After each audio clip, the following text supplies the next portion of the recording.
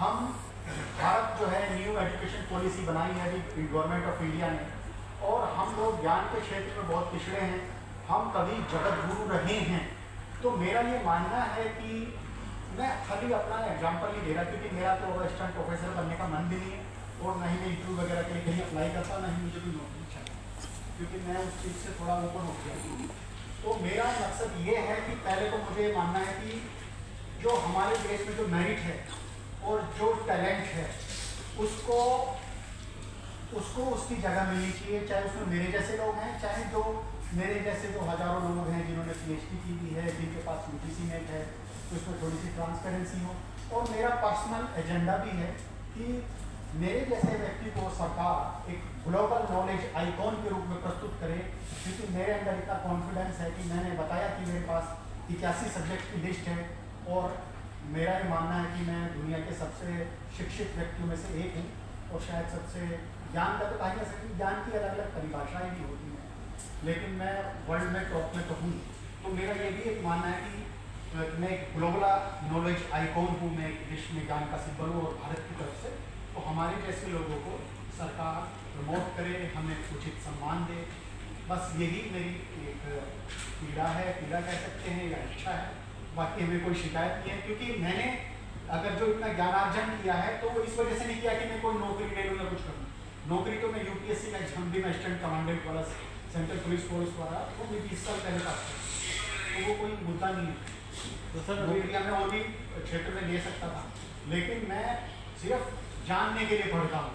तो हमारे जैसे लोगों को सरकार प्रमोट करे, ग्लोबल नॉलेज आइकॉन के रूप में प्रस्तुत करे। तो सर उससे पहले आपने कुछ कदम उठाए, कोई चिट्ठी लिखी प्रधानमंत्री को, राष्ट्रपति को मिली? नहीं, हमने इस बारे में कुछ नहीं की। जैसे जब मैंने 11 सब्जेक्ट में UGC नेट पास किया था, तो मैंने सिर्फ ये बात कही थी कि हाँ हमारे कहीं सिलेक्शन वगैरह नहीं हुआ। दूसरी बार में भी हमने ये कोई बात कही, हमने कहा कि इसमें थोड़ी सी ट्रांसपेरेंसी होनी चाहिए। लेकिन जैसा कि मैंने पहले ही कहा कि ना ही तो मैं गवर्नमेंट जॉब के लिए अप्लाई करता, असिस्टेंट प्रोफेसर वगैरह के लिए, क्योंकि मैं अब मुझे लगता है कि उसका टाइम खत्म हो गया है। मुझे लगता है कि जो मेरा जीवन का बचा हुआ टाइम है, मुझे उसे ज़्यादा सार्थक चीज़ों में लोकल हिस्ट्री कलेक्ट करने में या रिसर्च करने में खर्च करना चाहिए। तो मेरा यही मानना है कि जो आने वाले लोग हैं उनके लिए ज़्यादा बेहतर स्थिति हो। मेरी सरकार से मतलब कोई शिकायत नहीं है, इसके बस मांग। सर आपने कभी नई शिक्षा के लिए कोई एडवाइस वगैरह किसी को दी है? जैसे हाँ, मैंने सैकड़ों बच्चों को JNU, जामिया और दिल्ली विश्वविद्यालय के एंट्रेंस के लिए कई बार कोचिंग दी है, उन्हें ट्रेंड किया है, और उन्हें हमेशा मैं प्रोत्साहित करता रहता हूँ।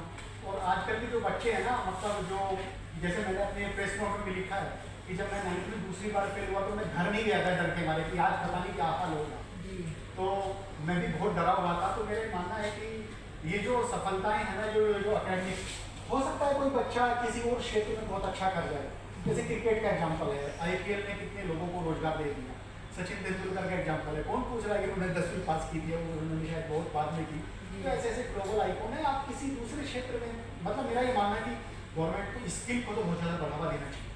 जैसे मैं इस बारे में बोल दूँ कि अगर हमारे देश में किसी को राजमिस्त्री बनना हो या प्लम्बर बनना हो, तो यहाँ हमारे यहाँ ट्रेनिंग के स्कूल्स नहीं हैं, और बहुत सारे जो स्किल है, पढ़ाई गिरी का स्कूल नहीं। लेकिन वेस्ट में, यूरोप में, अमेरिका में बाकायदा इस स्किल की शिक्षा दी जाती है, उनको ट्रेंड किया जाता है।